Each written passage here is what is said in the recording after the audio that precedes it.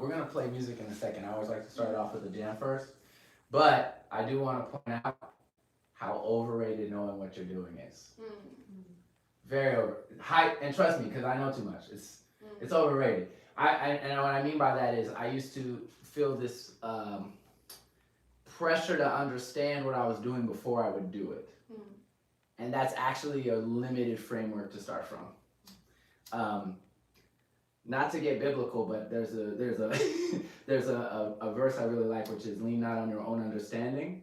And why I think this is valuable, regardless of if you're spiritually minded or not, is what that informs me of is the difference between what you intellectually think versus what you can do. And what you can do extends farther than what you always understand. And that's really important to know in music. So there are a lot of players who, like those players, some people, if you're not intellectual, sometimes that can hinder your ability to progress. But then there are some people who are so addicted to that understanding, they limit themselves in those frameworks. A lot of gospel musicians, that's part of why I brought this up. One of the ways, personally, I think, and as a person who played in church for many years myself, one of the ways that they have the edge on like jazz musicians, because you'll have jazz musicians who are like, who think they're hot shit or whatever, and then they'll go to church and they'll be like, what the fuck are you doing? And they get lost and then the musicians, oftentimes they're playing with gospel musicians who do know the theory, but then there are a lot of guys who are just like, true. And they're doing things that these guys who are incredibly learned, erudite, they know everything supposedly, can't capture. So what is that? Why is that? Why is it that theoretically, music theoretically, they should know everything, but they can't do what these other guys do that only operate from this other place? Feeling, I imagine, right? I would say so. I mean, this could be a whole, there's a whole conversation about like, okay, what does it mean to channel? What does it mean to, how much of it is you versus how much you're absorbing? Without getting into all that right this moment. I just want to point out that my intention in these courses and these classes is to like, okay, we're coming to some intellectual understanding, but it's more important that you feel it. And I want to say that the example that always helps me is like, I like to say that a pianist someone who plays piano, one who's had one piano lesson knows less than a person who's had 0 piano lessons. In the sense that a person who has 0 piano lessons is still operating from this core place of just feeling it out, and therefore all the possibilities are available to them. But as humans, we have this tendency to, once we think we know something, we gravitate towards that and latch onto that. So you go to one piano lesson and they teach you C major, and now you're like, I know how to play piano, and then you're like, C major, and then you're like, I don't know what to do after that. That's okay that you don't know what to do after that. Actually, you have to be comfortable with that unknowing so that you can have access to everything that goes beyond your understanding. Does that make sense? Yeah, that makes sense. Right? And one other thing I'll just say is like by the same token, sometimes we intend something intellectually, but then when we play, actually was better than there's times I've been like, I wanted this thing, and then something else happened, I was like, oh, that's better. So by leaving room for the mistakes, you're like leaving room for the infinite. You're leaving room for the possibilities beyond what our subjective perspective is on sound, music, etc. Yeah. Yeah? Okay. Yeah. Now let's jam. So anyway, knowing is great, but Wait, can I get a quarter inch? Oh. Yeah. Yeah. I forgot that. Yeah. But yeah, like knowing is great, but it's just don't let it limit you. Just be careful not to let that quest to know limit you. Is it just jamming? Sorry, it's my first time here. Like just starting jamming and. No, the framework. No, don't apologize. The idea is we're gonna start with a jam, and just kind of get comfortable with each other for a moment, and then we're gonna like take things apart, analyze, do some exercises to be better improvisers in this kind of context. Yeah, makes sense? Okay, cool. All right, so you have piano. Let's see. Can you sing a thing for me?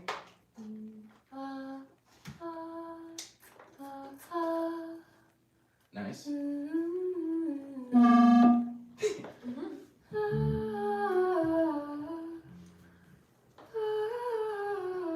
Okay, nice. Beautiful. Okay. Yeah, let's tune you up. Yeah, I'm sorry, Zoe. No.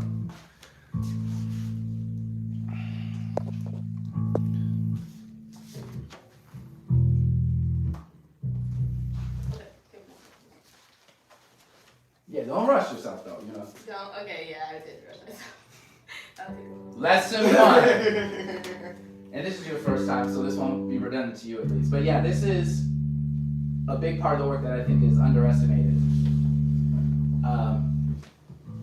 Maybe one of the main differences I see between advanced musicians and beginners or intermediate is an advanced person is going to take exactly as much time as is necessary in order to present what they need to present.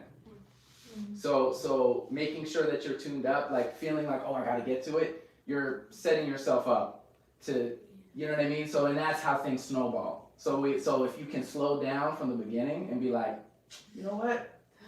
Let me make sure I feel good before I try to present anything. So that's one example. Things snowball for me quite often, yes, I would say. I would say It's my worst. It's like, yeah, it's bad. I get like 3 mistakes before I start spiraling. Relatable. I feel like honestly, like bass player to bass player, like I think it's even harder. Like it's just so loud too, and it's like Yeah. you know, and then it's like, oh, it's the bass, so it's like damn, like I On the gotta wrong like, note, you really hear it. yeah, or you hear like the lack of it too sometimes, and I think that's the other like thing that makes me.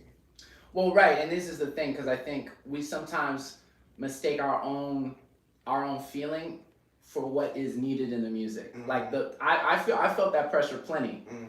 Like, oh, I gotta do something, or something needs to happen here. No, it doesn't. Nothing needs to happen. Yeah. So if you can remember that, then instead of like rushing to start playing a part when you're not prepared, Yeah. just take all the time. Like I regularly tell myself, there's all the time in the world. There's no pressure. Yeah. And sometimes even, I may have been saying this to you, that sometimes like, I've had to get in the habit of like, because people's attention spans, I'm getting to my head about, oh shit, I'm gonna lose them if I don't make the point fast enough. So you start talking fast and you start stumbling over your words. That's the kind of, that's just me. You know what I'm saying? Yeah. And if I lose you because I'm talking too slow, then it isn't meant for you, my nigga. Okay. All right, and that. Wait, that's actually a bar. I don't know. Like there's a fine line between communicating or like seeking to communicate and pandering. You know? All right. Y'all down to play music or something? All right. So we're not gonna have any. There's no specific variables or constraints. We're just gonna jam, and then we'll see where we land. Maybe we'll play for like 2 to 5 minutes, and then we'll start looking at what happened. Sound good, everybody? All right. Who wants to start?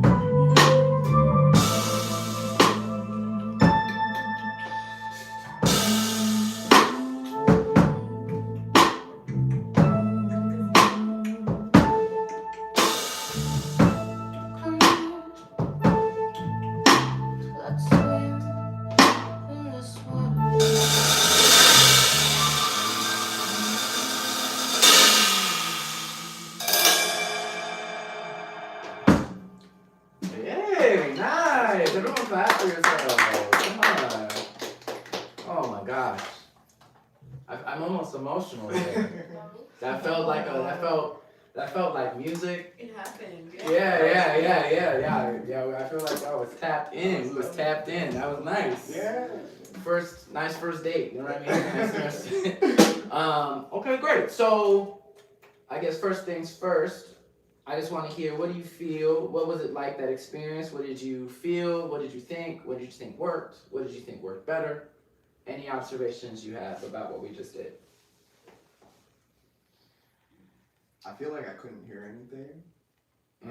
But I don't know if my Relatable. ears are cooked or like. Really? Like you literally couldn't hear, like, was things weren't loud enough, or you feel like you couldn't hear like the tonality and stuff like that? I think maybe like things weren't loud enough. Like I feel like I couldn't hear the bass enough, but I don't know if that was like everyone or just me. But cause like I felt the same way about the vocals, so I was like, oh yeah, maybe it is me, you know. So I don't know. Was that a me thing? I'm right next to. I heard. I feel like in a pretty good position for that though. So I did think the vocals got louder Okay. for a while. Okay. Cool. I love this actually, because this is an example of like our internal reality versus the external piece of it, right? Like, so like maybe it is just you, or maybe it's not, Yeah. but you need to hear, Yeah. Okay. Facts. right? So Yeah. in a situation like this, which by the way is not actually the most, like, we're not on a stage, right? Yeah. Like, but I think a big skill as a musician is that attenuation, that tuning yourself to the space, so that it feels balanced for everyone. Like, can I hear myself? Can I hear everybody else? Can I communicate to the other musicians what I need in order to do my thing? You know what I'm saying? Yeah. Because in this situation, right, like, I do think, you know, you, not to call you out, but you play a little low. You be a little low key with the volume, you know. You don't try to like blast us, but sometimes I'm like, we need a little more. that's fair. I definitely am. Not, when you ask what do we feel, I feel fear and panic. That's what I feel. Fear and panic always, including now. Yeah. You man panic. That's the name of the song. But yeah, it that'd be definitely cool. can turn up more. I naturally have a soft touch, even if I was like you could really hear me volume wise, but it's definitely insecurity that makes me go, you don't need to hear too much of me, right? Yeah. But we gonna dig into that. All right. So yeah, we're gonna move back around that. Any other thoughts, I was feelings? thinking, what if I'm too much? So I try to listen, but whenever I sing, I'm like thinking too much about what I'm saying in English. I'm searching for a word in English always. So I was first time I thought because of English, or it's because also I'm empty in my head, or also some speaker is towards you guys. I felt a little oh my gosh. I just realized later, so I was probably it's gonna be too loud, and at some point I'm rating solo. I don't know, like just thinking too much. That was my problem. Feel that? Wow, that's facts. I want to say, so this is like refreshing for me, because on average, I want to say this is the most respectful jam I've ever heard. Yes. Like no one did too much, and then we're kind of like creeping towards like, okay, well now let me right, which is like a nice problem for me, right? Like I feel like a lot of times people are doing so much, and then we got to figure out how to like scale back, and that can be harder in the chaos, right? But in this way we have the opposite problem. Well, first of all, again, it felt like music. It felt good. I liked what we did together. But then, so how do we actually push ourselves a little more, to take it up a notch? What, did you raise your hand? Yeah. Outside of the negative things, there were positive things I thought. Like if I can get outside my head, I did think it sounded like music. I liked what you were doing. I definitely didn't feel like you were doing too much. I liked at one point you made a face too. You started doing a little something where you got a little, but I liked it too. That's why I looked at you and I was like, yeah, keep it Thank back. you. I think it sounded good. Thank you. I think it's very hard for me to feel ever good about anything I'm doing, but I would say that I feel like in terms of like shifting the vibes to like, okay, let's do this new area of sound. I feel like everyone was on board, and when we would do that, it felt like partially for me when I like if I just go from I'm doing one thing to now okay, slightly changing the chords.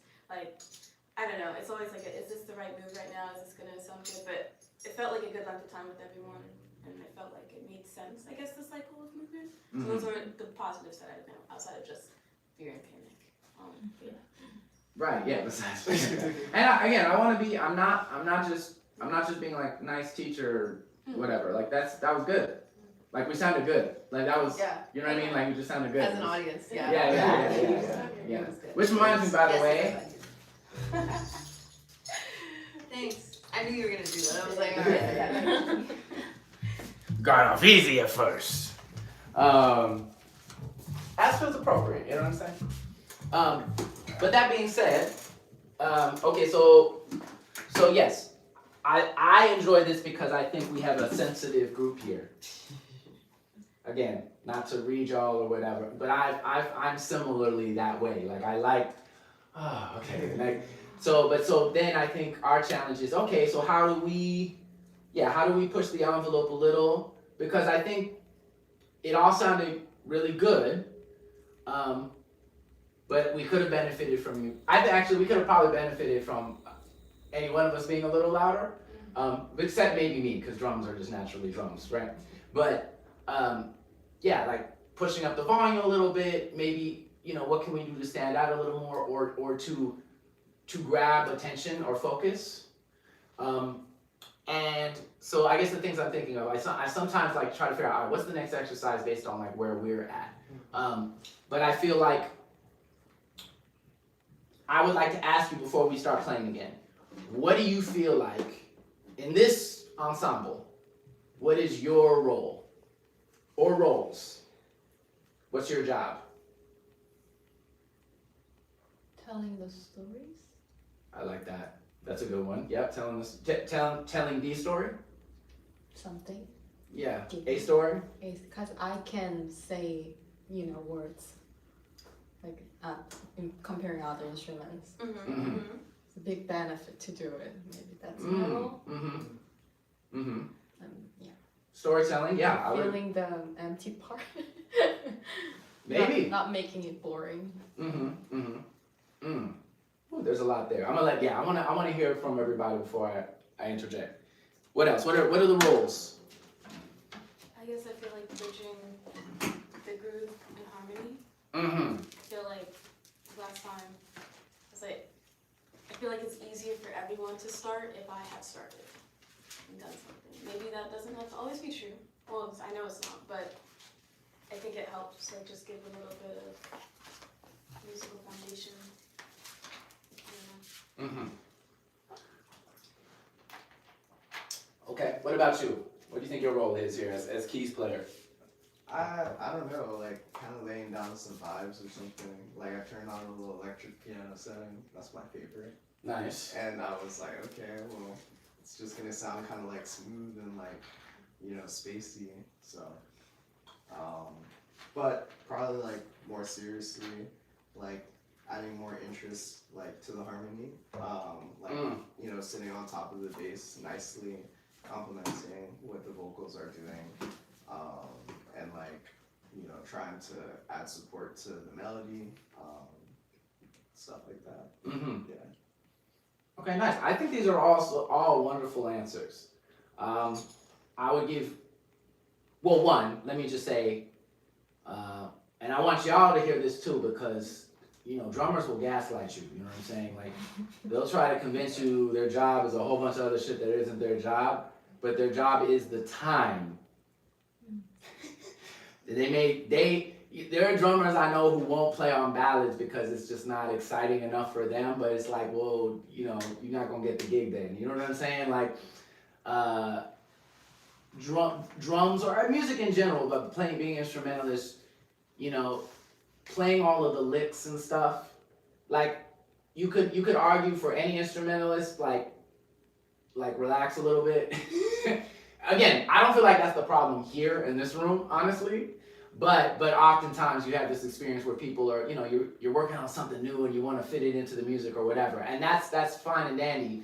But principally, like my role here in the way I'm looking at it is one, holding us together, like being the glue, actually focusing on the time versus getting so distracted with what I could do that I'm losing sight of my primary function, how I'm most of service here, which is like to hold us together, and I think to help usher, like communicate change in direction and dynamics. You know what I'm saying? Like when it's like, oh, when you went to like a new, like a B section, emphasizing the texture or the growth or we're coming back down, listening to everyone to do that. Like I think a great drummer, like there are a lot of good, very good drummers who can get everything, and I'll play me for sure. But musical director mind, I know I'm like, all right, how can I make the ensemble sound better? That's what I feel like my job is. But then I guess what I want to be clear about, and this kind of comes into play in terms of like, well, everybody, but like, so as much as it hurts me to say this, is primarily as like a keys player, you're just in charge. Me? Oh, yeah. You're just in charge. I think did we talk about this before a little bit? So actually. No? Yeah, because at the end of the day, like, I can do all the fancy stuff. But it's the lowest note. Right, whatever you say is the bass note, that's what chord it is. That's right. Exactly. Right. Yeah. But as such, that's why it's also important that you're confident and deliberate. And in a way, you can look at that, like that can be scary, intimidating, but on the other hand, that can be really freeing. Because, all right, can I get on there for a second? So, because, I don't know, pick a chord. Right, anything. First, Why? Okay. anything that comes to mind. Just I say thought it it. was Just say it. E7? What? E7? E7, okay. Oh, wow. E7. My bad, Nice. I don't know. Okay, so, E minor, we can do that instead. sure. I'm gonna just go back to piano just for a second. So, if the chord is E minor, obviously there's this, but I guess the point I want to make is that even if nothing else changes, like if this is the shape up here, versus what I'm trying to make is that because what you do is going to anchor us, you have a lot of freedom to control the music and pretty much, honestly, almost, well, any notes you play, if you play it with enough confidence and conviction, it's going to make sense. It may not, but that's the thing. It's like you have to believe that. You have to know for yourself. It's like, all right, like, yeah, obviously this works and maybe, okay, that works. Okay, but so does this. Now, maybe it doesn't feel like it. If we sat here for a long time, that's going to sound crazy, but, right? Everything in context.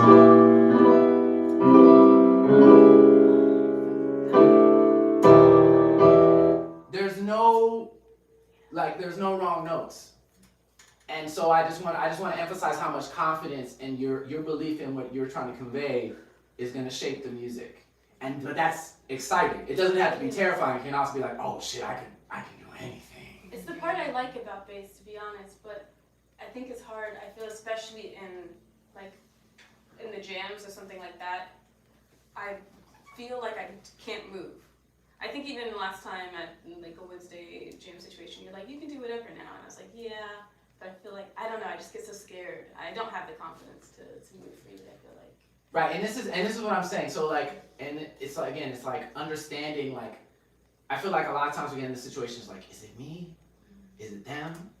I feel like usually we say, is it me? Because whatever, we're all, you know. But sometimes it's them. I just want to be clear, sometimes it is them. And why I say this is because if I'm playing keys with you, I'm going to be reading you and based on your style, see how I can make it the most musical with you. Not just a bass player, but with you. So if I'm with a bass player who moves a lot, then as a keys player, I'm going to think, oh, okay, so then let me stick in within a more simple structure because that means that no matter where they go, right? If I stick in a certain sound tonality, that gives you that freedom so that the music sounds good overall. Does this make sense to everyone so far? Right? But that's because that's how I look at piano. But if you have two people who are movers, that's where it gets kind of crazy because you have two, like half the time you're missing each other, maybe more than half the time. You're missing each other because no one is like sitting still and allowing the other person to play the force of, like I always talk about like control variable. Like without a control, the data is useless. You know what I'm saying? Like you have to have something that's standing still and then something that's moving. Should that be the basis though? Like if even if the basis is naturally a mover, if you're clearly with someone else who wants to move, it's like, okay, well you should fall back. No. Ooh. No, please. What do you think? Well, I don't know, but I'm saying like I feel like the question is then it's like how do you initiate that like Yes. power exchange? It is, yes. Word, you know. Because that's why that's a tricky question to me because to me, that's like a matter of egos. Understood. You know what I'm saying? So maybe your instinct is to fall back, and that I think can be a really beautiful instinct. But because you're in a powerful, with great power, comes great responsibility. Sometimes someone's gonna, like a piano player is gonna be doing too damn much, or a guitar player. Like shut the guy. And you, sometimes, yes, you gotta be like, Daddy's home. Sometimes you gotta be like, no, we are here. So that is one way. It's like I'm like saying I'm standing still, me being you, in order to like lock us into something so it doesn't get too chaotic. But sometimes you also need to say, no, we're moving here, or I'm going to choose the pace of how quickly we move. You see what I'm saying? Yeah. So anyway, not to get too convoluted. The only point I'm really trying to say is that so if you're working with somebody who doesn't have the restraint or isn't actually having a conversation with you, knowing how you need to adapt to make the music better in the end of the day. And that's what the jam humbles me with every week. It doesn't matter what I can do, it's what I should do based on like who I'm playing with, right? Okay, so anyway, all I want to say is I want to, for you specifically, I want to focus on you moving more because I think you're really strong at staying still. So I want to challenge you and push you to go in the other direction. And Nabil was doing a good job of being a pretty stable force, so you had the room to extrapolate. Any tips on moving? Sure, but I'm tempted to say for now, let's Just fail. for the sake of exercise, let's just try it out. So let's pick a E minor. Let's E minor it, and I just want. Okay, so I want you to see. So here's what I want everyone. Here's everyone's job in this moment.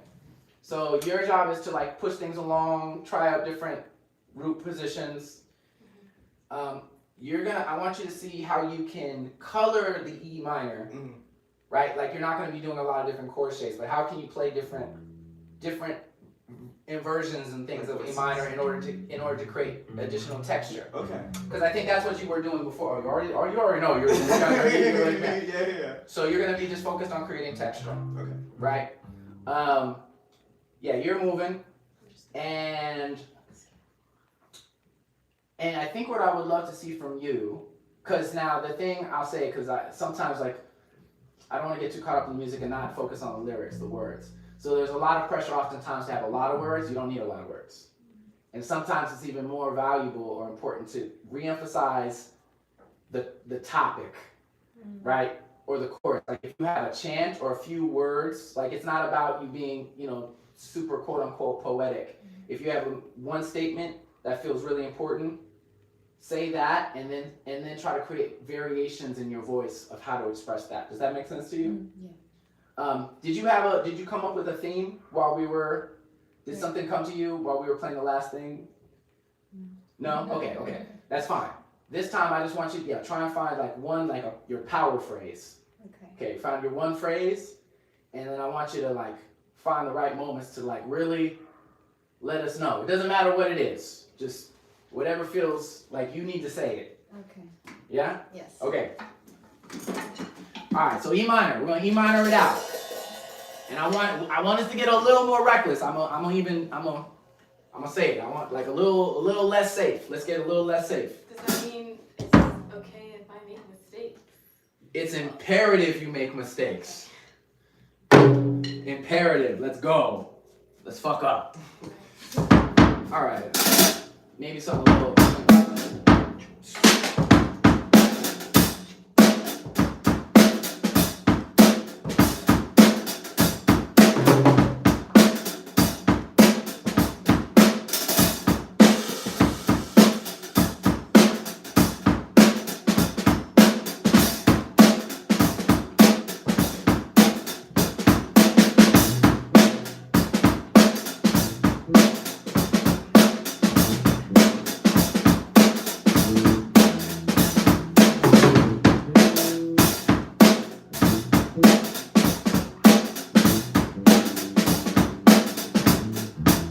Okay, good.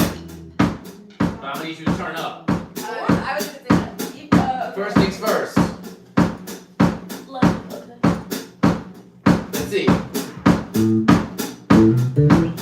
Better.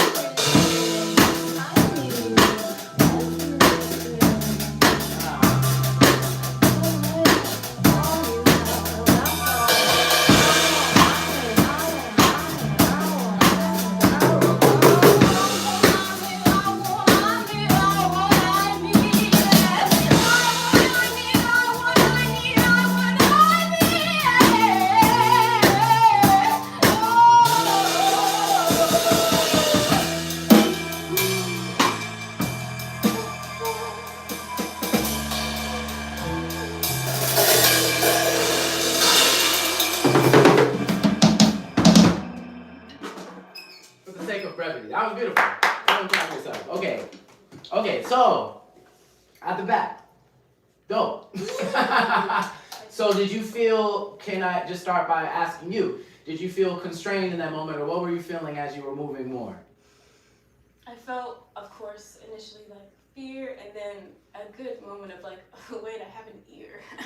Like, tried to listen a little more, and then I was like, okay, like there was one thing where I was like, oh, I didn't like that, let's just try doing that again. I was like, okay, that sounded better, I like that more. So I think, yeah, a good reminder, maybe I'm constraining myself too much and should try to listen to what I'm doing more. I think I just get scared of the mistakes I can make, but Yes. there's potential. So a mix, I guess, like we started kind of dipping our toe, is how I felt. Yeah, no, and I think you sounded great. I think that it's always, this is a thing, you know, you remind yourself. You get better at it. I still remind myself, but just remembering not to get so ahead of myself.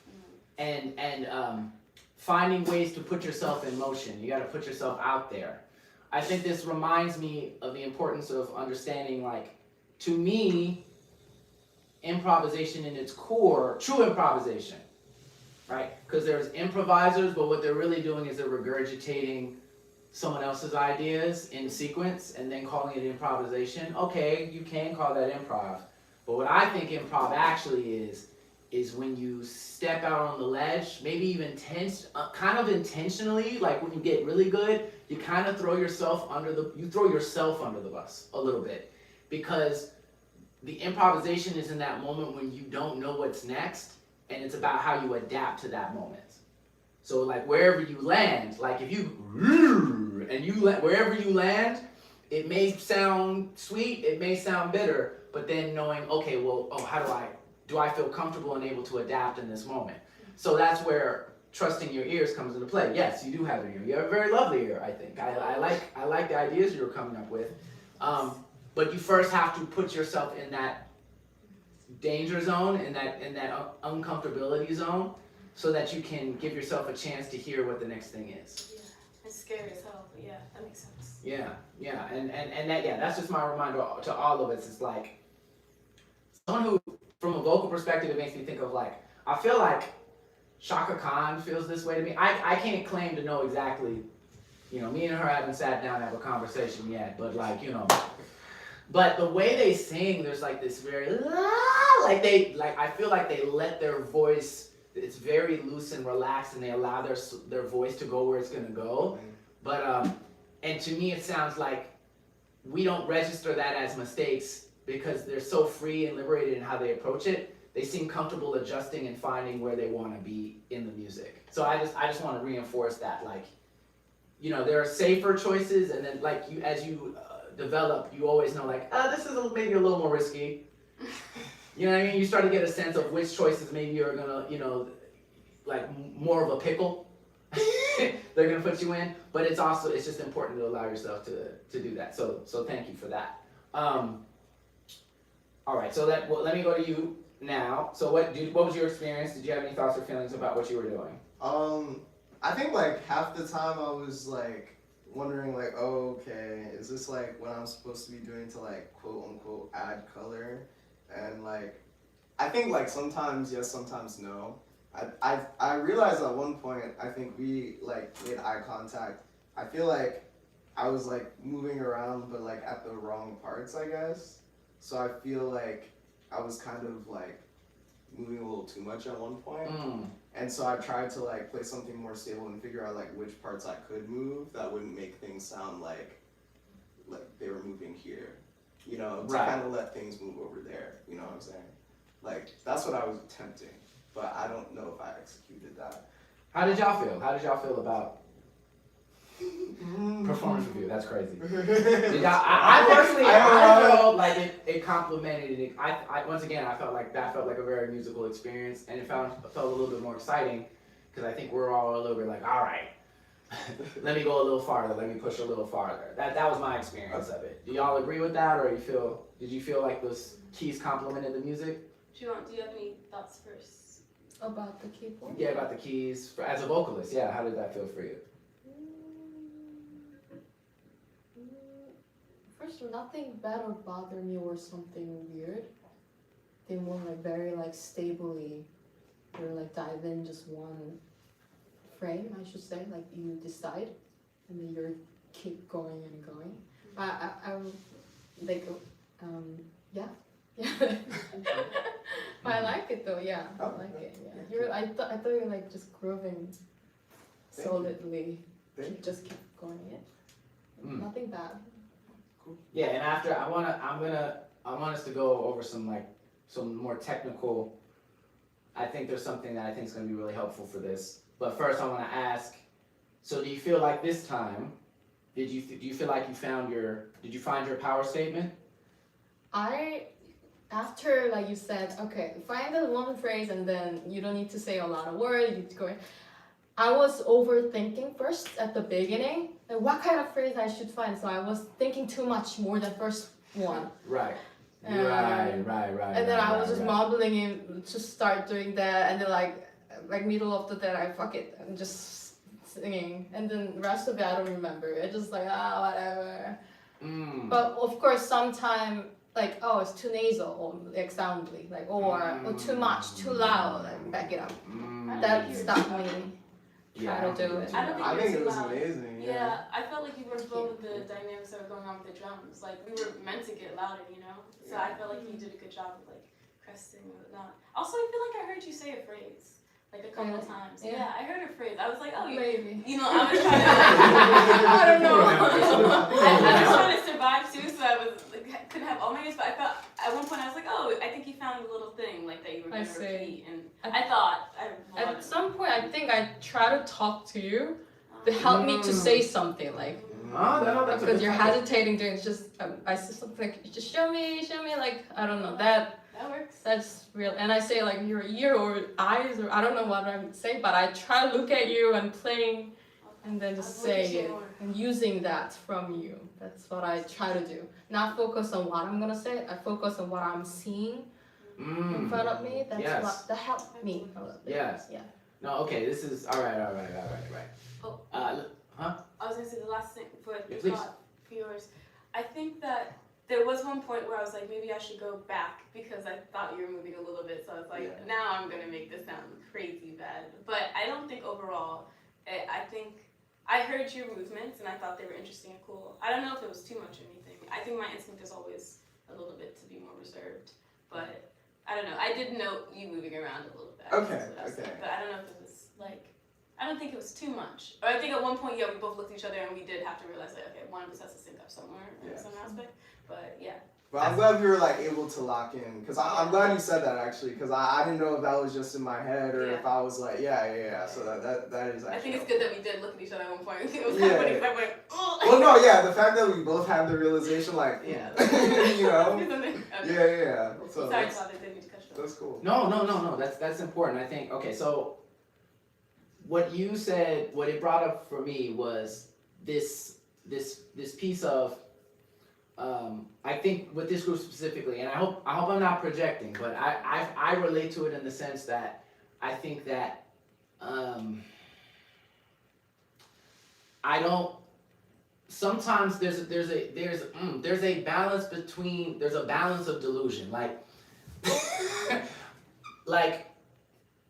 You were like, oh, this is if we get too attached to the outside forces. God, I'm gonna try to land this plane. Just give me a second. If the outside forces were too much like this is right, this is wrong, this is good, this is bad, it actually undermines our ability to make that thing sound good or bad, quote unquote. Because belief actually is in I find in art and in music especially, but maybe in life. More valuable than quote unquote the truth, quote unquote. So your whatever you had decided, like you were like, oh, what is the right phrase? It's all the right phrase. And you could talk yourself out of believing that if you wanted to. Well, but maybe you did it. It's like no. Oh, shh. That part of your brain, shut that part down and be like, whatever it is you wanted to say in that moment, even you were saying, I just want to say that, then that's the phrase. I remember, that's the only phrase I remember you saying, but I just want to say. And that's relatable. and it's more about how you do it and being convicted and confident behind saying that. You literally could say anything, including like if you just started rambling about being an overthinker and you had your tone, everyone's gonna love it. That's my, you see what I'm saying? Yeah, I do agree with that. You have a very lovely voice. Like, honestly, I'm just listening mainly melodically, but like, I can get behind whatever you're singing, to be quite honest. Like, I think just trusting yourself. Yeah. I feel I see it at the gym a lot of times. Like, there was one time this guy was just like, fuck we doing, fuck we at, or something. And he's like, that's the chorus now. And then we just all repeated it, and we could get behind it, you know? So, Right. Yeah, I agree. And this is what I'm saying. So sometimes I use little mental tricks to remind me of like, what will give me more freedom in my expression. So sometimes I create what I guess I could call justifications for myself that allows me to feel more relaxed or comfortable, right? So no matter, as an example, no matter what I express, I rely on the idea that because I'm human, this is relatable. That no matter how weird I feel, maybe it isn't the highest percentage feeling, like there are some higher percentage feelings than others. Like if I just say, I'm tired, everyone's gonna be like, yeah, you know, because we're all tired. But in general, if it's something I'm feeling, I remember I'm human, these are humans, and maybe it's not gonna reach everybody, but I also know that like it's relatable and there's connectivity, so don't undermine my feeling, like put my faith behind what I'm saying. And so then if I'm saying that with my whole chest, then I'm going to communicate in a way that more people even, maybe some of those people if I had said that thing with less confidence, some people are going to be like, all right. Yeah. But I say I really mean it, they're going to be like, wait, hold on, hold on. Whatever they're saying, they really feel it's important, so maybe I should think it's important. I'm telling you, like, so belief, this kind of goes back to what we were talking about before. Like, oh, what do we know? You know, oh, do I know what I'm playing?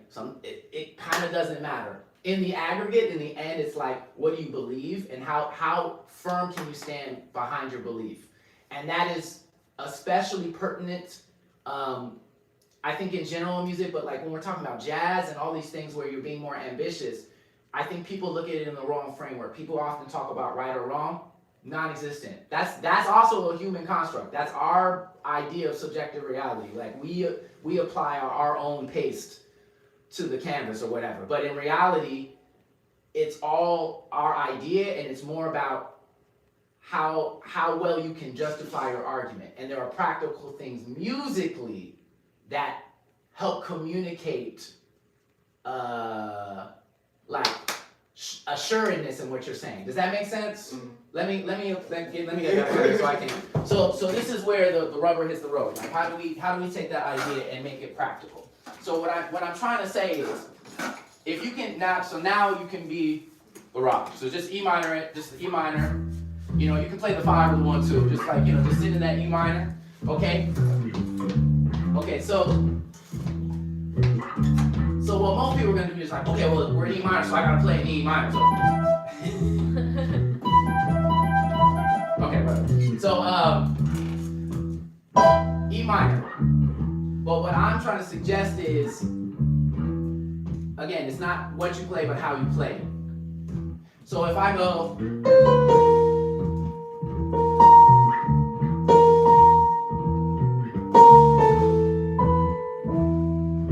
as an example, right? If I go,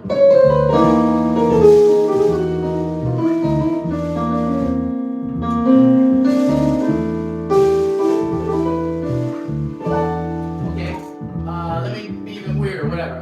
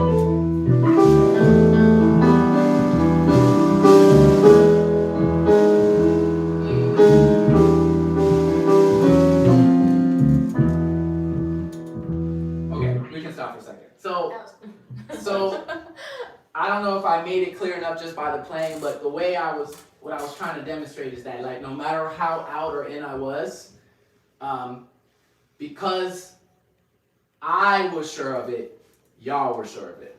So there's a communication in our bodies, in our body language, and because I believed it, I played it with conviction, and then you also felt that conviction in my playing. And that is often more important than whatever note you choose. So, and jazz musicians play on this idea a lot. You allow yourself to explore, and because I can't overstate this, forgive me if it's redundant, but because they have the logic in their mind of why it makes sense to them, it makes sense to everybody else. So sometimes practicing and getting better is about just the repetition of feeling comfortable and confident in what you're choosing to do, more than what the note actually is. Like, okay, like another example would be like, so you could suggest that, oh, you practice because you're trying to develop the mechanical ability in your body and your mind, right? Like, oh, I'm trying to hear this idea and be able to communicate it. Okay, sure. Or I'm trying to get the muscle memory. Oh, okay, sure. Maybe, but also what I found is when I actually get better is when I've changed my mind. When I look at the instrument differently. Like sometimes I'll be playing the same thing forever and I get stuck, but then I'm like, what if I did it this way? And I was like, oh, and then it just works. It instantaneously works. It wasn't, but I had to play all that time before then in order to get to that point in which I had that change of mind. So it's like a game. It's a little game that we play with ourselves, and if we can get behind whatever it is, whatever convinces you that this is the right thing to do, that is the key. Okay? So all right, so that's the more abstract part of it, and now here's the more, I guess, grounded part of it, which is this conversation of tension and release. So throughout what I was playing, clearly I was very comfortable with tension. So that's high rule number one. Like, you also have to be really comfortable with the tension, because where a lot of us get stuck is we're so like nervous about being too far outside or being incorrect that we undermine it. But like, because I was like, no, I'm comfortable here, then I could make a decision after that contextualizes that other thing. So I'm gonna go here, but then I also know if I do this, oh wow. So now we're in this dance. And so it's more about playing with that. It's more about playing with that. I think, like how long do you want to be outside, right? And as a bass player, it's like there's no wrong note, but it's like how long am I outside? And as you play longer, you get comfortable with knowing, oh, I know when I hit this note, it's going to be far out versus this is going to be more in. So again, so you're just looking at the spectrum. Make sense so far? Yeah. Okay. So here's the other tangible thing. So this is how I look at it. I look at it like in a trinity. Okay. So let's say, for the sake of it, we're talking about we're in one tonality. We're in E minor, right? So I would say there are three types of notes. Okay. So there are your chord tones, right? E, G, B, maybe even D. Okay. And the role that those play is of grounding. I think of that as like the gravitational pull of the piece. Everything you do wants to return to that E. So if you do especially, this is what I'm saying, is if you're ever stuck and you're like, I don't know, I got lost somewhere, just go home. You know what I mean?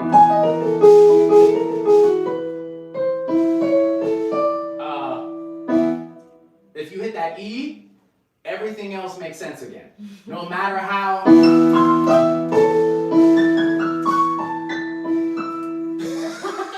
Like, you can really push it really far as long as you rely on the gravitational pull. So, and this actually goes back to a lot of this harmony discussion, so I'm glad you're here. So E minor, so you have the E, that plays that has the strongest gravitational force, and then following directly behind that is the fifth, so that's B, that also has strong gravitational force. Those are the two notes that, like, you can very confidently rely on no matter what else you do. If you land on one of those two, it's gonna feel stable again. So it's a great punctuation mark. The G, the third of the chord, also can play that role, or the seventh, but that's leaning into the next kind of note. So we have our chord tones. That's one of the triad of the trinity. Then the second kind are your color tones or your extensions. Okay. So in any tonality, right, within the major the Western music structure of major scales. So you have this minor chord. So you have E, G, B, and perhaps D, and then after that you have that's a color tone, right? F sharp, A, also color tone, and depending on which scale you're using, but also like C sharp. The Okay. 6 is tricky, right? Sometimes I feel like the 6 as a color tone can be really, I don't know. Yeah, yes, it's a little bit more wobbly because there's a couple different you have more options actually. You know, you can do this, you can also do those notes both work. That's the major 6 and the minor 6. Have I lost anybody yet? Or by the way, if you get lost, that's also okay. Just let your brain melt, and you might a week from now, or a month from now, or a year from now be like, just let it wash over you a little bit. But so all right, so we have our chord tones, and now we have our color tones. Now, what role do these play? This is like the middle ground. This is where your suspended chords come from. So when you want it to sound elevated, it feels a little bit like, oh shit, like we're not, here. Okay, yeah, we're on the ground. But if we go here, we're in air a little bit. So suspension, literally being suspended, feeling like it's lifted or levitating. That's kind of what those tones do. And so this is where these two types of tones is where most people feel safe. So you feel like, okay, if I'm playing the chord tones and then I add one color tone, I'm grounded, but I'm adding a little bit of that lift. That's where a lot of the pretty stuff is. Okay, that's nice.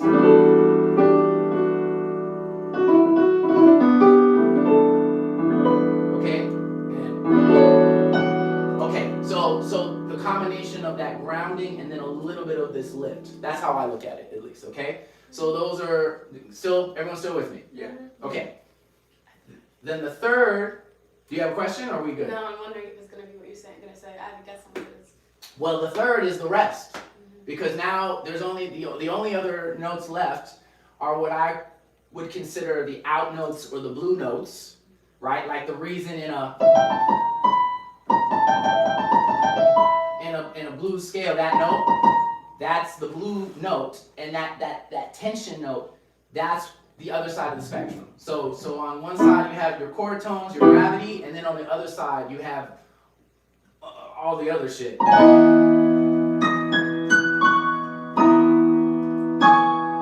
Okay, so, and I'm sorry, let me just to demonstrate a little more accurately.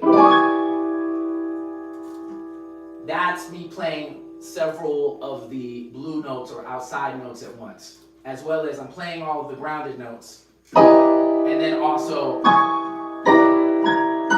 all the outside stuff. So that's like ghost peppers, it's like jalapeno, it's like you sprinkle it, depending on how spicy you want your dish. You know what I'm saying? So you add some of that, and that can give it a lot of flavor.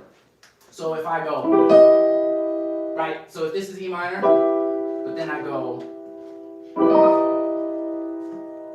it's abstract, but I'm playing on this spectrum of consonance to dissonance. On the far side are these notes, the other notes. And so now that's all the notes on the piano. Mm-hmm.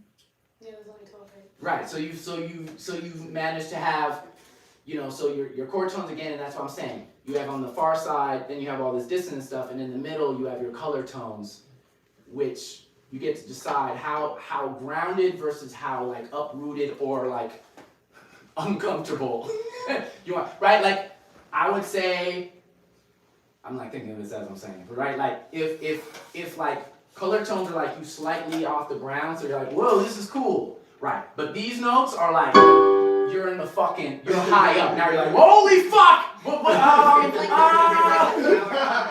It's like the power hops are the color ones. And it's just kind of like, Right. Versus like, you're just like, Right. It's like when you're high enough, now you're nervous. It's like when you climb a tree, but you climb a little too high, Right. where you can't jump down comfortably. Right. That's what you made me think of when you're like, oh fuck. Yeah, no, exactly. Yeah. So you're on the edge of, like, I guess that's like risk. That's like, ooh, how far can I go before I'm like so I love that place, and so I spend a lot of time there, and I get more comfortable. As you develop your skills, your tolerance for how high you can go increases. So you can feel, parkour, whatever. You start on the ground. You maybe start doing a little flip parkour. I don't know. So yeah. You start doing a little flips and stuff, but eventually now you're jumping from building to building. There are people who feel comfortable doing that. Like imagine that. Some people comfortably jump from building to building, skyscrapers and skyscraper. So anyway, so that's really the relationship you're playing on, and the more you just get comfortable with knowing each one of those 12 notes has their own identity. And they're going to make the music reflect something based on that identity. But I'm roughly categorizing them so it's a little more manageable. Like each of the 12 has their own way, like own vibe.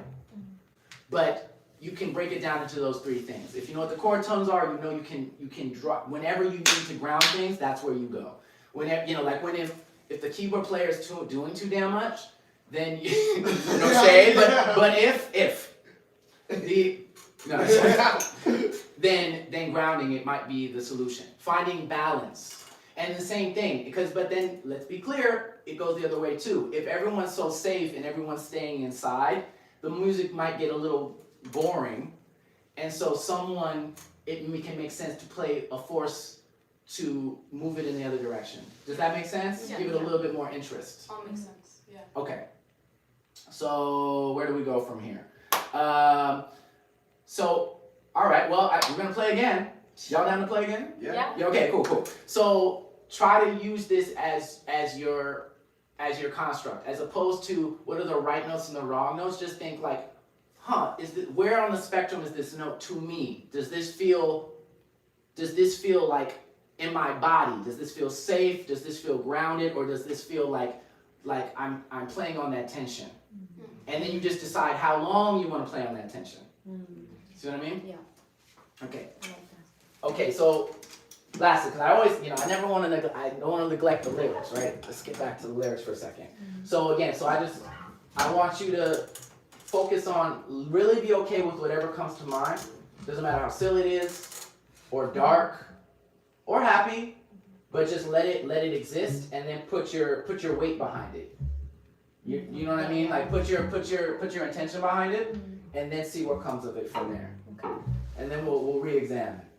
Okay? So we're playing the dance together. We're all on the spectrum of light or whatever, brightness to darkness. And if one of us is going ham, then maybe the other one should stay still. Or if the other one's going ham, then maybe, see what I'm saying? Yeah. Okay. And if you're overthinking about singing in English, maybe don't sing in English. Yeah. Right. That's Yeah. what I I want think. practice. I wanna Ah, sing. I don't well. wanna sing too much Korean, so. Fair enough. But also don't, again, that's maybe for you personally, that is also your spectrum of consonance to dissonance. You see what I'm saying? Like your safety zone is logically probably Korean. So sometimes don't be afraid to play the chord tones. Don't be afraid to play your grounded stuff and then shoot off and take some more risks. You see what I mean? Like Yes. give access to all of yourself. Okay. Thank you. Yeah, no problem. Really quick, just remind us of the Jew one. Drew one. Or everyone call me Drew, so Jew doesn't one, matter. the Drew. Jew. Nabil. Drew. Really? Sorry. I know. But I just want to make sure I had everyone's names. Okay. Nice. Thank Like I had them, I want to make sure I was saying them correctly. I'm actually glad we, Reminded everyone. Takes a few times. All right, let's again, like don't don't be afraid to go out. So we can get sweet or we can get salty. Okay?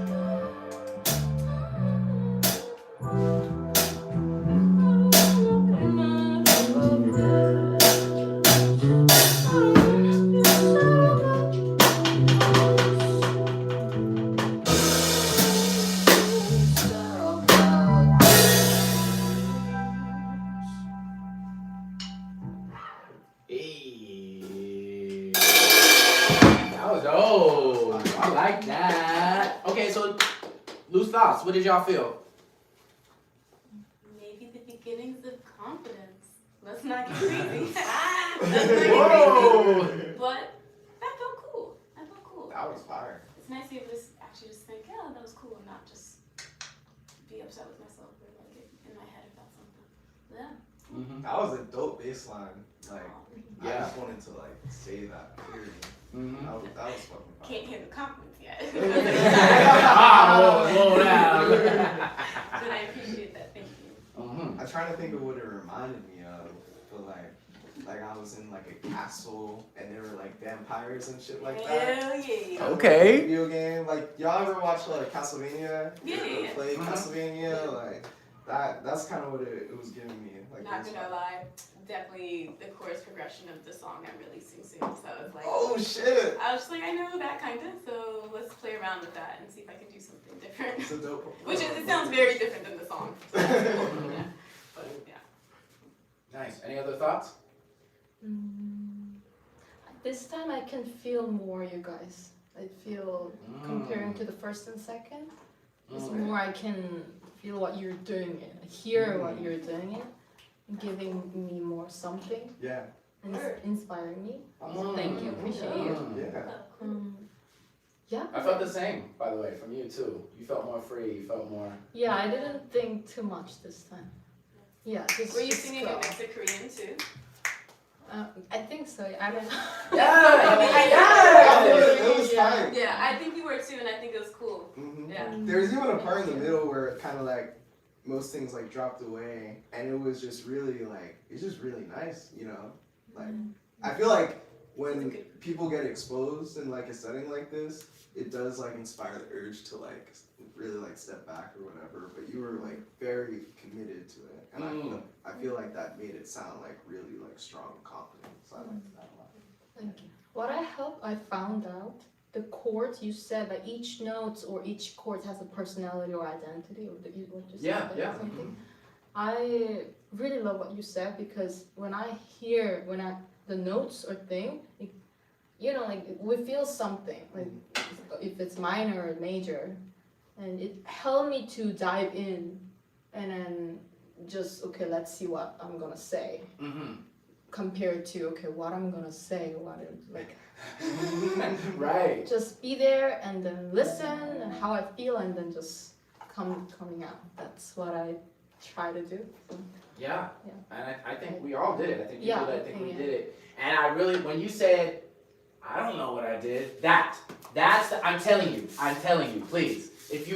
I'm begging you, if you remember anything from tonight, that is really key. That feeling is the place. It's not in the all the stuff we learn and getting all of that theory, it's wonderful, but it can inhibit you or inhibit your process if you don't know when to let go. And when you're performing, that's when. Practice and performance are not the same thing.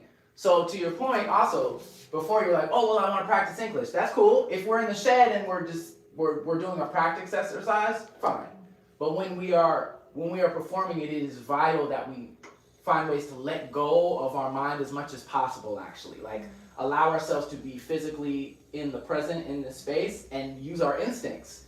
Because, and trust me, I've tried, the full range of things, your ability to think is just naturally slower. So slow, yes. And so you, even no matter how, it doesn't matter how smart you are, how many years you've been practicing, at some point, if you keep trying to be intellectual while you're performing, you will hit a wall. And that wall is only going to evaporate when you decide to let go and allow yourself to be there and trust in everything that you've played in practice before this moment. The performance space is just to let it exist. It's not to, oh well now let me get in this lick I've just been working on, or let me, like you can do that, but I think you'll get mixed results. And just in case you don't believe me, I always like to reference people more important than me. You know what I'm saying? Like Charlie Parker said, you learn the changes to forget them. Charlie Parker, the inventor of bebop, basically, right? He's doing all this crazy. He is not thinking that. Whenever you ask And people have tried in interviews, like, what were you thinking up there? And then they're like, they literally all say I don't know. Like, sometimes they're even annoyed, like, why are you even asking me that? How would I possibly know what I was doing? Right? Because when you're in the space of, like, I'm just trying to receive and I'm trying to give, that's a different place. That's earth. You have to be here in order to do that. And don't let, okay, I'll leave it here. One of my favorite quotes. Randy Newman, you know Randy Newman. Nope. Everyone thinks they don't know it. That's what's so funny, but you do. You got a friend in me. Oh, Oh, Randy Newman. Yeah, every time. Randy Newman. I read this interview way back, and he said in the interview, don't let your editor become larger than your creator.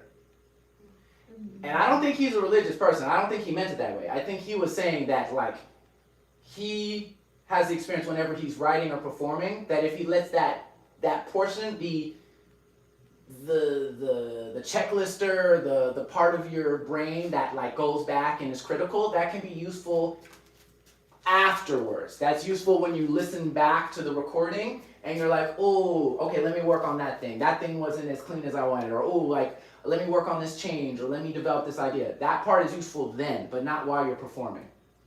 So like, when you're performing, that's the creator space. The editor space can be nice before, that's what we practice for, and after when we're analyzing, so we know what to practice for the next time.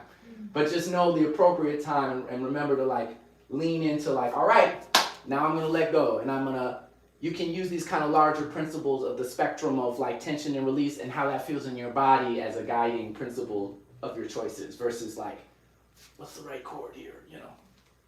I have just a question. Sorry if it's not really with anyone else. I really resonate with this, and I feel like it's one of my biggest struggles. I have a goal that I want to be able to walk, like, by the end of the year, walking baseline, with my teacher. He's like, if you could just change up the rhythm, you basically are just soloing. And I find it's just so hard. I just get so caught up in what I'm thinking. And he said it, and I agree. If you are thinking, it's already too late. Like, it's, like, over. Like, it's done. And I feel like a walking baseline you would think is so fucking easy. It's just quarter notes, but it feels like the most demanding thing ever because it's just continuous. Right. It's just a solo the entire song that no one pays attention to, but it is. And I don't know what to do. Like, then everything is too much, and I'm always thinking, and then it always spirals every time. And like, I don't know if it's just because like, I'm not gonna lie, I was practicing on standard ass. Was playing on just like this R&B song I love, and I was like, wait, why can I walk on this? Sure, maybe because it's just four chord loop, mostly diatonic, but still, I don't know what it is. It's just, it kicks my ass every time, and I don't know how to not think with walking. So, I don't know if you have any tips. And I'm gonna cliffhanger that because I have a lot of thoughts on that. Okay, that's cool. But I will say, as kind of more of a Later. so the same spectrum we're talking about in tension and release, so that definitely applies there. Yeah. But that also extends to rhythm and playing in the grid versus out of the grid and what results you get. So all I'm going to say is, if you haven't done so already, focus in on rhythm before you like however you're thinking now. I want you to focus in when you're walking on the rhythm and see how your results change. Okay, I can do that. We'll start there, and then I'll check back in. We'll check back in. But yeah, that same spectrum of tension to consonant to dissonance, bright to darkness, extends in the same realm of rhythm. So that's the other component that can create that energy. And this is something, yeah, I'll leave it here. Hi guys. But yeah, I'll put some things in the chat too, just because that's a big thing. Like, everyone gets so obsessed with the harmony part of it, or all of all the enclosures and shit in jazz. But like, anyone who can really play jazz, it's like you got to swing, and what they're really saying is your rhythm's got to be tight. If you grapple and master the rhythmic component, then all that other stuff follows way easier. But a lot of people put the cart before the horse, and that's why one of the reasons I think jazz is so challenging for a lot of people is because we think if I do more theory practice and I learn more chord changes, that's going to fix the problem. It's actually a foundational problem. It's a rhythm problem. Really? Okay. You tell me. Try some things out, and we'll check back. Like we said, we'll check anyway. Last thing, Yeah, no, go for it. like, in focusing rhythm, does that mean think less on the notes? Like, just maybe play some of the same notes instead? Like, because I find just the moving between the chords to be so hard. But if I'm focusing on the rhythm, does that mean repeat some notes and that's okay? Absolutely. That is one strategy. And so start there and see what happens, and then we're gonna come back to it. Any other questions before we get out of here? Any other thoughts? Feelings? I think we That did was a a good lot. group, though. That was nice. This is great. I would play with y'all in public. Whoa. Crazy. I'm not gonna hurt your feelings. No, I would play with y'all in public. That was good. That was What's good. in public mean, though? Like at a gig. Like I would play at a gig. Well, shit. that's crazy. I would play at a Appreciate gig. that. Don't get a big hit or whatever. I don't think I'm able to do that anytime soon. Right, no. But that was fun. I think that sounded great, and that was a lot of fun. So, all right, y'all. Well, thank you for coming. Hope y'all come back. Again, we're here every week. So please feel free. And I love to have the same people again because that also helps us like build on these ideas. I liked this group a lot. This I was was cool. very down. Let's Yeah. get our Insta. Oh yeah, I'll be down to. Let's jam. Yeah. Oh, yeah. This. Yeah. Yeah, please. Yes.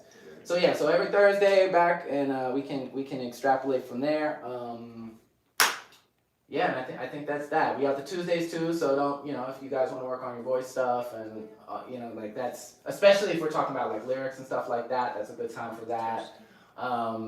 But just again, we are ultimately talking about principles, so no matter if you're a singer or not, it's a good place to come to. But yeah, Thursdays and the jam on Saturdays. Let's try this shit out. I'm trying to create a Pipeline. rinse and repeat. Practice release, I'm a tension fan release. of this band. Oh, That's what I'm saying. I'm not just saying. Yeah. I trust you too because you're very honest. Yeah, that's all I'll say actually. Yeah. Thank you. Yeah. See, I wasn't bullshitting you. I'm telling you. But yeah. Thanks again, and the $20 sliding scale, Venmo's great. Also do cash, whatever, Cash App, and all that good stuff. I'll give you the details for that. But cool. And I'll send you this. I'll make sure to send the group the workshop too, so everyone can look back at it. Okay. Yeah. That's great. So you have it for yourself.